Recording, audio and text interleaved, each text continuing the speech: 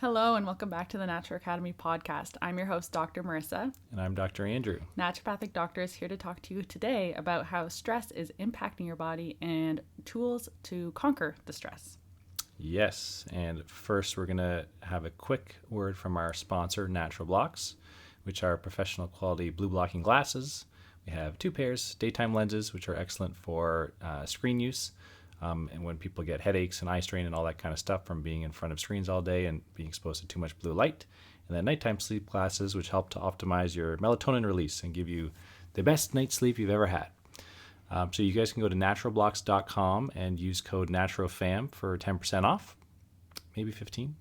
Can't remember. 10 or 15? Let's do 15. All right. Switch it to 15 if it's not already. Okay, so let's jump into stress. Okay, so first let's talk about the setup for this specific podcast caused us more stress than usual. Yes, it did. So I can tune into my body and feel that I'm feeling it. Actually, I feel it in my lower back. I feel tension in my face and in my neck. I felt irritable for a little while. I felt my mood shift. My whole energy shifted, and we really had to center ourselves before pressing play to actually record because the setup was just a little bit draining, more draining than usual. And we'll talk about the specific strategy we use to calm ourselves down. Which we'll get into that when we talk about the practical aspects. But we're going to start off talking about what stress is in the first place. Yes. And it's a very broad term because it not only encompasses psychological stress, which is what most people think about, but also physical stress. And from the brain's perspective, it doesn't really differentiate between those two. So, whether you're overtraining from exercise or you're just stuck in traffic and getting, stressed out over, your commute, your brain perceives both of those things as stressful, and then that translates into a physiological reaction, right? So it is a very broad term that doesn't really have a specific definition necessarily, but just know that it encompasses basically your perception, your body's and brain's perception of stressful things in your environment. Yeah, which is important to note because the same thing can happen to 5 different people and each person can perceive the stress differently. Right. And you can see this in a literal, like an event that happens. Even the way that they tell the story is differently because some people tell it how everything happened to them, right? And like the stress happened to them. And even though it was an external event, it's all about how it impacted them. And some people are talking more about the logistics of the event. And I find that a lot of the people who do say like how this all impacted me are the people who typically get more stressed, perceive the stress a little bit higher in their body. Yeah. And some people can kind of just like brush it off like that was nothing.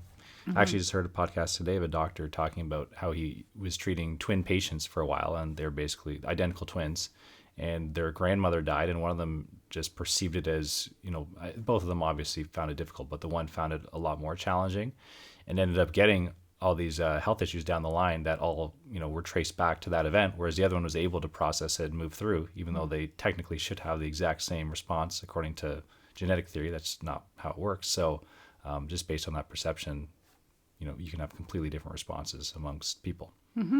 And how does stress affect the body?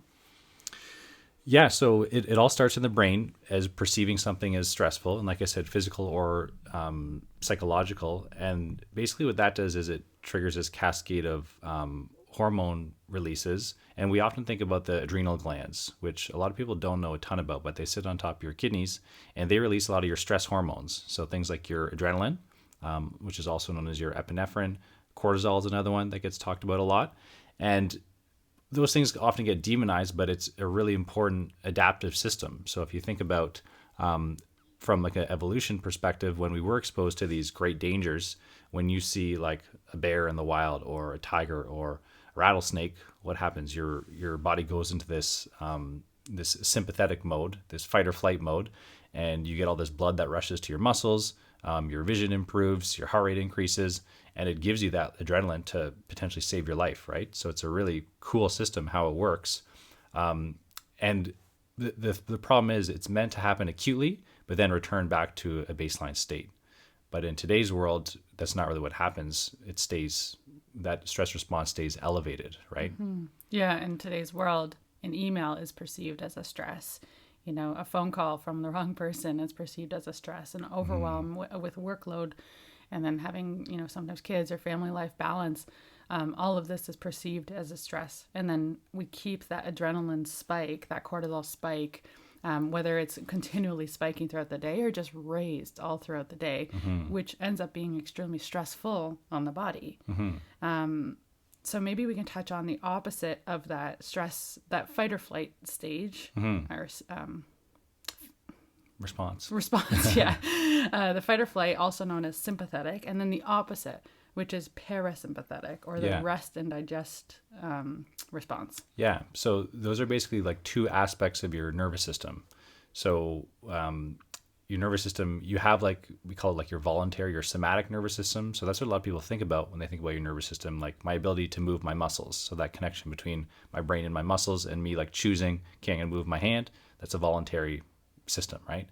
But there's this whole other branch called your autonomic nervous system, and you can just think of it as your automatic nervous system. It's the things you don't have to think about. So you don't consciously think like, hey, I want my heart rate or my heart to beat right now, or you're not like actively telling your stomach to digest food. It just happens automatically, and that gets branched into those two systems like you mentioned, so sympathetic or parasympathetic. And sympathetic is more that fight or flight. But parasympathetic, we also call it rest, digest, and relax. That's when your body can really get into that basically relaxed state. And you do need a balance of both. So it's not like you only want this one. But like you said, in today's society, we're much more sympathetic dominant. So we need to find ways to drop into this parasympathetic, because that's where your body is going to digest food, which is super important. That's where your body's going to heal. So any type of injuries you have, or any damage essentially, your body needs to be in a parasympathetic state in order to heal. When you're in that fight or flight, it's not prioritized because you're thinking about survival. So it's kind of the opposite of survival mode. That's the best way I could explain it. Yeah, and we don't just want this parasympathetic activation, this rest and digest and relax activation at night when we sleep. That's absolutely when we want it, but we also want it trickled in throughout the day. Right. We can't just live our day in the stressful state and then just all of a sudden turn it off and then switch into the other state.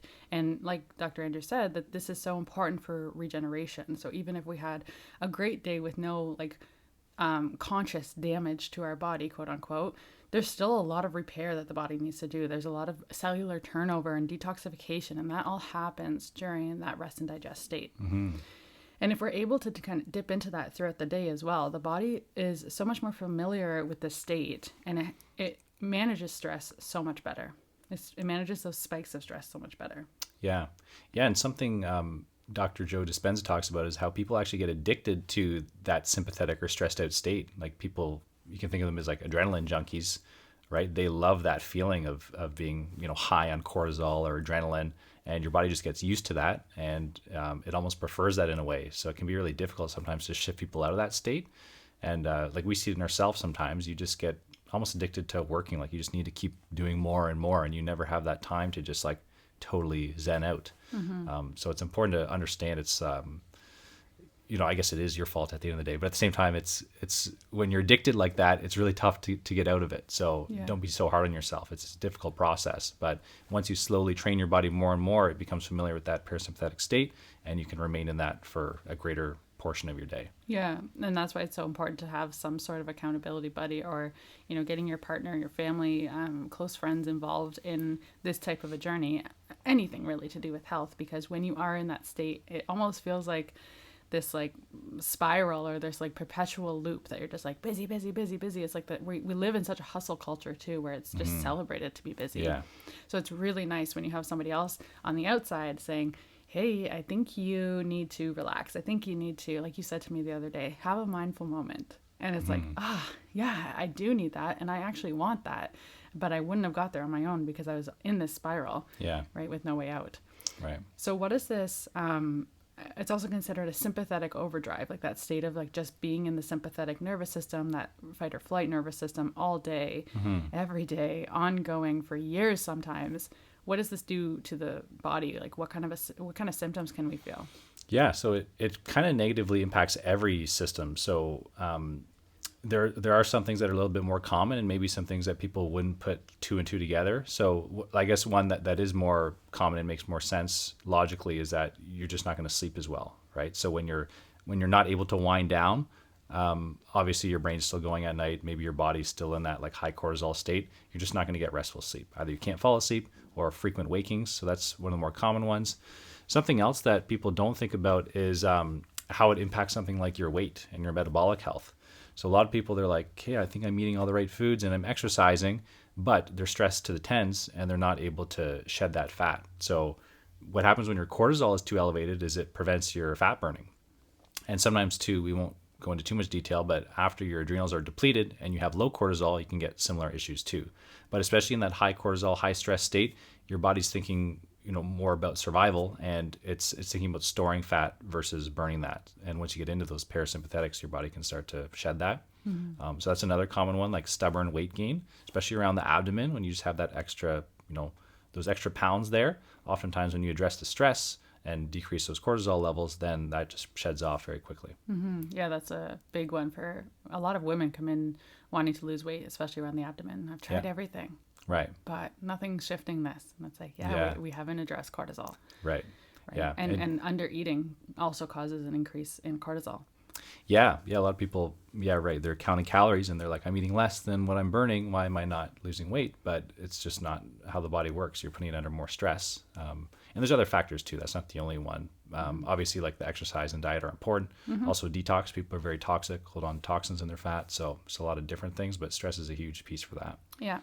We also see a lot of difficulty digesting, bloating, gastric, issues. A wide array. It's not black and white, but that's a big one. And also mental health is impacted. So anxiety, when we're in this constant perpetual cycle of doing, we get a lot of anxiety. It's this overdrive in our brain, but it can also cause depression. It can also cause this feeling of lethargy, not wanting to do anything. It can feel like this big low. And the other thing I'm seeing, which is being diagnosed like crazy right now, is ADHD.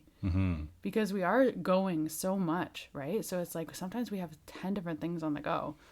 And we're bouncing from task to task. And while this page loads, I'm just going to answer this email. Oh, my phone's going. I'm just going to quickly answer this text and you forget to go back to that page that's loading. And then, it's like, it's just we're balancing so many things. And it's perpetuating this cycle of the sympathetic overdrive. Yeah. And there's obviously so many more conditions. We won't go through every one, but you can... Almost every condition, I would say. Yes. Is impacted by stress at least. For sure. And almost everyone in our Western culture has stress issues to some degree, I would say. There's very few people I see who are, usually when I ask, like, what's your stress level out of 10? Very few people say, like, less than 4. Occasionally I get, like, maybe a retired person or something who's like, yeah, it's like a 2. And it's like, okay, great. But majority of people are over 5, I would say. Most people say, like, 6 or 7 is their normal. Yeah. And that's not good. It's going to have negative health impacts, right? Yeah. And some people do actually say a low number, but then when they come in, they express all their stressors. So it's interesting. Yeah, they're not aware of it. Yeah, either not aware or maybe the perception of it is low. Right? Or like, I don't mean it like that. I mean, like maybe they are aware that these stressors are coming in, but the way that they're perceiving it and the way that they're managing it is better, or the self-awareness is low. It really depends on the patient, but it's interesting. Yeah.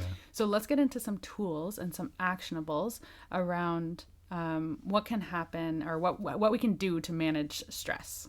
Yeah. So I think the most important thing is identifying the source of the stress and removing it if possible. So that would be the number one. So if it's a relationship problem, you're going to have to deal with that, right? Or if it's something at work that's going on, if you can remove that stressor, then obviously that's the best solution. And like I was saying too, sometimes it's a physical stressor, which we're not going to tackle those because there's way too many, options. But it could be something like you're sleeping in a house or in a room that has mold in it, for example. That's a physical stressor to your body. Your body can get into that that sympathetic fight or flight state because it's in survival mode. It's constantly being essentially attacked by a poison, like a mycotoxin, right? So those can be more difficult, but something like overtraining too is very common. And that causes a physical stress on the body. So sometimes it's as simple as saying like, hey, you're doing CrossFit 6 times a week and it's too much for your body. So cut back, do it 2 or 3 times a week, and that fixes it, right? Now, obviously, there's a lot of things too that we can't control. So you can't necessarily remove that stress. So then, do you want to talk about how you can change your perception of it. Sure. And just one more thing before we go move on from identifying the source is I think there's a lot of power in the awareness. And that's where you can make steps towards change, because some things just can't be eliminated. Like not everyone can deal with that coworker who stresses them out, because that's a different person. That's another human. You can't control other humans, right? Or what have you, right? It's the nature of your job or whatever. Like some people are very able to be like, you know what? Yeah, I'm gonna quit and I'm gonna get a new job, and great, let's do it. But for the majority of people, that's not on the table. So I do think though that identifying your stress and knowing, okay, that this is where I come off of my, I lose my sense of calm, or this is where I tend to really tense up. It's around this person, it's around this situation, it's around my phone, even, or when I open my computer, right? What are you perceiving as a bear? So that awareness itself, it can be so powerful. And then you can use some of these other tools to then implement and hopefully reduce the stress around these types of people or persons or things or whatever. Yeah, for sure. These nouns. That's where mindfulness is very helpful, right? Yes. And when you feel any type of negative emotion, whether it's stress or anger or fear or sadness, just becoming aware, okay, I'm feeling stressed. And sometimes you don't always know the source, to be honest, but just the fact of identifying it and becoming more objective and just observing it rather than getting so wrapped up in it, then it just kind of goes away, right? Yeah. And that's what, if you listen to any Buddhist teaching or basically any of those spiritual teachings, they always talk about becoming the observer and not letting those emotions control you. It's totally normal to feel those emotions, but you don't necessarily need to identify with them and let them have a negative impact on you. Right. Okay, so tool number two is to shift your perception of stress, because stress is always going to be there. We're not aiming to, I'll be happy when it's the weekend, or I'll be happy when it's the summer and there'll be no stress. It's like there's always going to be stress. There's always going to be something. So we really need to choose now to be able to perceive the stress differently and use some of these tools to manage the stress. So the perception of stress is so important, because as we said at the beginning, the same thing can happen to 5 different people, but the way you perceive it is the way that you react to it. So we live in this that I'll be happy when syndrome kind of mental way of thinking. And I just don't think that's sustainable.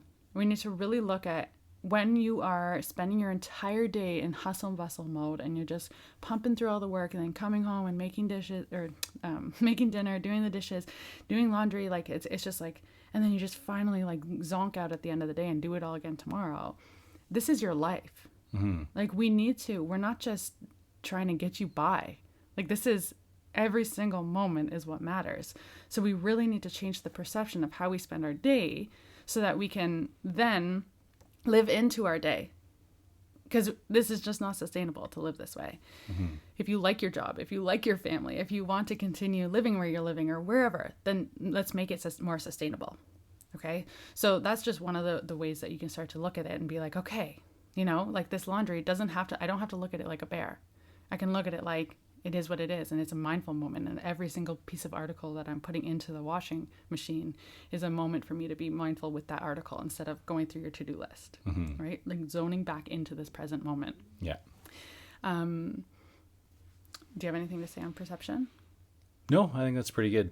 Yeah, this might be actually the hardest tool. Oh yeah. But it's a work in progress, and it's a lifelong learning. Yeah, you just slowly become more aware and more present, and take some deep breaths, which gets us into our next point. So I think breathing is, sorry, were you going to say anything else on that, or you wrapping up? I guess just wrapping up would be just whatever you're doing, do it to its fullest with your entire mental awareness, so that it takes away the stress of that mind on the hamster wheel, thinking about what's next, thinking about what all the other things to do. Right. Sometimes maybe making a list is helpful so that you can kind of let your mind settle into this present moment, and then you have everything on the list so that you can get to it later.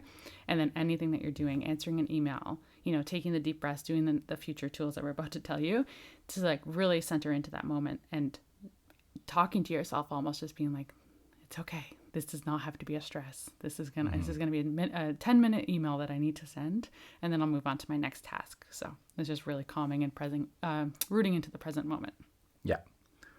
Okay. So for our next tip, breathing, That's probably one of the fastest ways to bring yourself into that parasympathetic state and decrease your stress. And there's many different techniques, and I think there's going to be different techniques that work better for certain people versus other ones. But generally, nasal breathing, especially in through the nose, is really important. And also trying to breathe with your diaphragm, so expanding your abdomen rather than chest breathing. So if you think about someone who's really stressed out and hyperventilating, it's always chest breathing, right? And that creates more anxiety. So breathing deeply into your abdomen, expanding your diaphragm, in and out through the nose. I mean, out through the mouth is fine, but in through the nose for sure. And then just lengthening the breath too. So especially when you have like a longer exhale, that's very relaxing to the body. So do you have any like favorite techniques that you like to use? Yeah, when I'm teaching patients this, often I'll say, okay, take a deep belly breath. And they're all chest, right? Because we go through our lives learning or just breathing through our chest. Yeah. So I'd say like putting your fingers on your belly button and pressing in a little bit so that you can actually learn where to direct your breath without using all your muscles, but you can learn to direct your breath downwards towards your belly. And then you'll really feel that shift once you are not chest breathing. Yeah. And then I love the technique too of exhaling with a hum. I find that very grounding. So you're doing an inhale through your nose and exhaling, like a deep hum.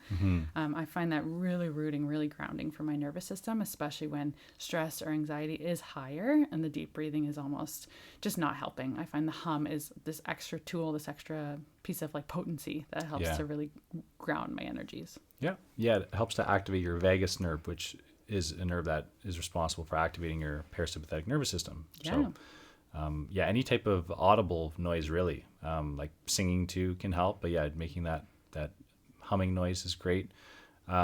Also some breath holds, doesn't have to be super long, but doing something like box breathing is a very common one that Navy SEALs actually use when they're in like very stressful states.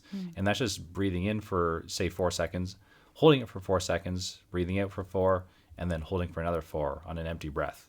And even like 1 or 2 rounds of that, you notice it right away. So that's the power of breathing. It's literally instant. There's nothing else that really comes close to touching that. So And it's free. Yeah, totally free. You can access it whenever. I personally find the most effective way to do it is to have a set period of the day. So I usually recommend like morning or night, but whenever you can do it. And just set a timer. Even if you have to start with like 2 minutes, that's fine. Maybe work up to like 5 or 10 minutes. And just focus on whatever breathing technique. So it doesn't necessarily have to be anything with breath holds or counting, but just slow, deep, mindful breaths. And the more you do that, obviously it becomes easier to do. So a lot of times people get discouraged from meditation and breathing exercises because it's hard. But I think of it as learning a new sport or a new instrument. Yeah, you're going to suck at first. That's just how it is. But if you keep with it, then you're going to get much better at it and you're going to see greater benefits. So just be consistent, pick a reasonable time you'll be able to do. And that becomes ingrained in your body once you start doing that every day. Kind of like, when you're brushing your teeth, it just becomes a habit. You don't even think about it. So that type of thing. And then throughout the day, when you notice you're getting stressed, then you know how to tap into that right away, right? So it doesn't take much, right? Literally just a few rounds of some deep breaths is enough to totally shift your state. Yeah, and you can push yourself away from the chair that you're working in at work and do the deep breaths. So you can do it while you're working, preferably separating yourself while you're learning the skill, and then you can start to do it as you work. Very powerful. Yeah. Okay, so the next bit that we wanted to talk about was exercise. So moving your body in a way that feels good to you, not too intense, nothing too crazy like a high intensity interval training. It depends on the person, of course. This isn't like a universal rule, but that maybe that isn't the primary way that you work out every single day if you have a lot of other stressors going on in your life. Right. But I love recommending walking outside, getting fresh air, getting the sun, and moving your body, nourishing your body just through gentle movement is so incredible. You can do what feels good to you though. This is where you have to bring in a lot of intuition. But incorporating resistance training is amazing. Getting your muscles activated, whether with body weight or in the gym lifting weights or using the machines there. This can be very powerful too to regulate your nervous system. Yeah, and you've like stretching too. Honestly, any type of movement, and like Marissa said, figure out what feels good for your body. But a lot of people hold like physical stress in their body and it turns into tension. So a lot of people like very tight traps is a common one. People hold tension in their neck and traps. Other people, it's different areas of your body. But when you get that signal from your brain that you're stressed, it can affect your fascia, and then you start to get these adhesions and muscle knots. So you can kind of work in a reverse order and start to release some of those, fascial adhesions and get rid of that tension. And that also helps with stress reduction. Okay. And then our next one is nature. Nature Yeah, is so- free and everywhere and the best stress reliever ever. Yeah. It probably should have Basically. been number one. Yeah. Yeah. Nature just absorbs all your stress. So, yeah, I mean, just being outside in general. Yeah. There's so many elements to it. The sun has a beneficial impact, just breathing fresh air, just being around plants and animals and standing barefoot on the ground. Like that's probably one of the fastest ways too. Just go outside barefoot, stand on the grass for a bit, take a few deep breaths. Then in a few minutes, you'll totally be switched. Or bare hand on a tree. Yeah. If you live more in a city, which we used to live in Toronto, so there is not much accessible green space, and where there was, it was a doggy pee pad.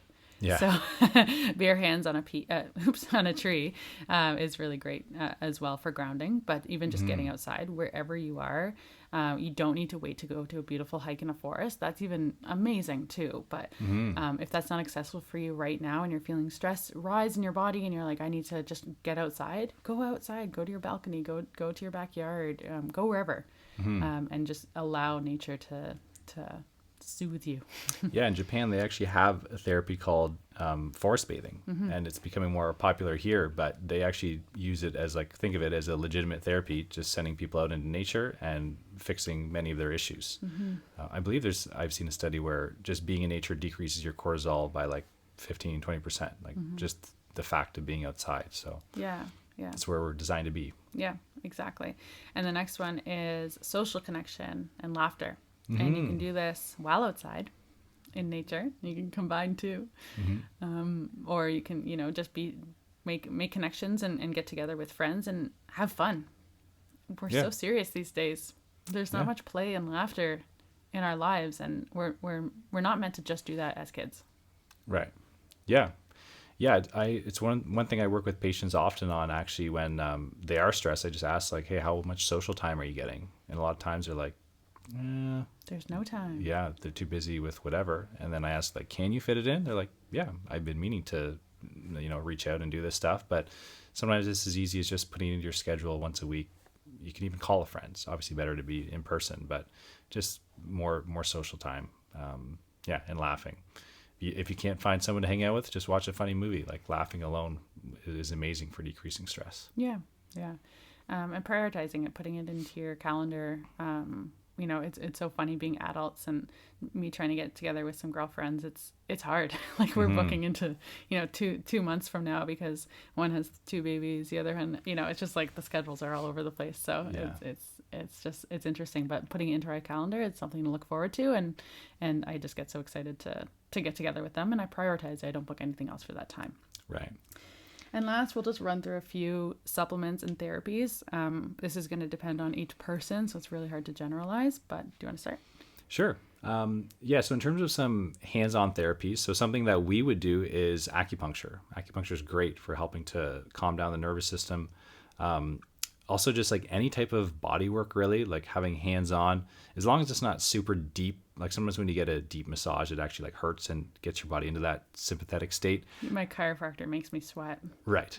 So, there may be some benefits in certain cases, but generally you want to get body work that's relaxing and helping to calm your nervous system. Osteopathy is great. So sometimes people actually, I don't know as much about this, but people can be in a sympathetic state because there's misalignment issues. There's something off with your spine, and that's where your nerves come out. So if there's some sort of impingement, then you can be having, your body feels stressed because of a structural issue, right? So that's also something that needs to be addressed. I really like osteopathy, good chiropractor, and even just getting a massage. A lot of people have good coverage for massage. Just go get a weekly or monthly massage. That alone makes a huge difference. Yeah. It's a physical touch. Yeah. And then in terms of some supplements, I'd say I really like the nutrient L-theanine. It's really, really calming for the mind. And I find that once your mind can be a little bit calmer, then your body can kind of follow, especially if you're making conscious effort into this. It's not just cure all, but if you're making conscious effort, it does help to take the edge off, so then you can kind of do the rest. And then there's There's lots of other nutrients, like magnesium can really calm the mind and the nervous system, which is found in, yes, a supplement. And there's so many different types of magnesium. I like magnesium bisglycinate. I find that the most well tolerated on the gut, but also quite absorbable. But there's also Epsom salts, and you can have a bath with magnesium that is released from the Epsom salts. And I find that wonderful, because then you're taking this time for yourself. You're not just taking a supplement and hoping that it works and continuing on with your stress. I love the idea of a bath, because then you're really taking this time for quiet, which is so essential. Yeah. And we didn't talk about this, but like hydrotherapy, so like a hot tub, like super relaxing, right? Or even just like swimming, it doesn't necessarily have to be warm.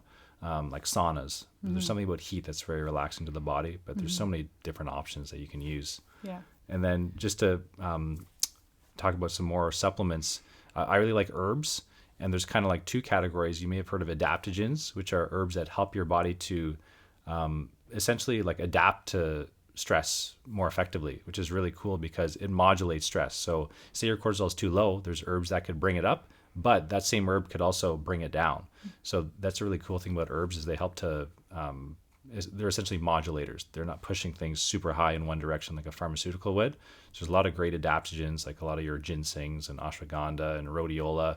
They all have slightly different actions, but those are super helpful, especially if you know you're going through a stressful period. Just giving yourself an extra little, tool to deal with that. And there's also herbs that are specific for your nervous system to help you calm down. So especially people who have like sleep issues, falling asleep, there's very calming things. And a lot of them are just household teas you can get, like chamomile is great, passion flower, valerian, a lot of those herbs, lemon balm, very simple things you can do. Just have a cup of tea of one of those things at night. That'll help to decrease your stress levels and allow you to get that deep, restful sleep.